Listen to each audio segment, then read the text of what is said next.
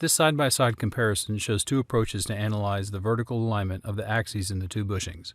On the left is CETOL Six Sigma interacting directly within SOLIDWORKS, and on the right is the spreadsheet being used with drawings of the parts involved. CETOL automatically calculates the analysis results using the functional mate definitions and the embedded tolerance information within the SOLIDWORKS files. On the other hand, the analyst with the spreadsheet must define the mathematical relationships and manually transfer the tolerances from the drawings to the spreadsheet. In this case, CETOL provides both worst-case and statistical results in about half the time as using the spreadsheet. The results from the two analyses are not the same. Even though this appears to be a one-dimensional stack-up, it isn't. The visualization tools within CETOL help you understand why. The worst-case results occur when the arms tilt, not when they move up and down, but there's no indication in the spreadsheet that something may have been missed. Spreadsheets are powerful tools that can be used in many different ways. One example is maintaining the accounting data for a company. However, most companies rely on specialized accounting packages to maintain their financial records. Why?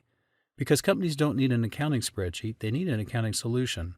CETOL provides the same solution-level approach to understanding and managing the variation in your designs so that you can focus on making the most profitable products possible.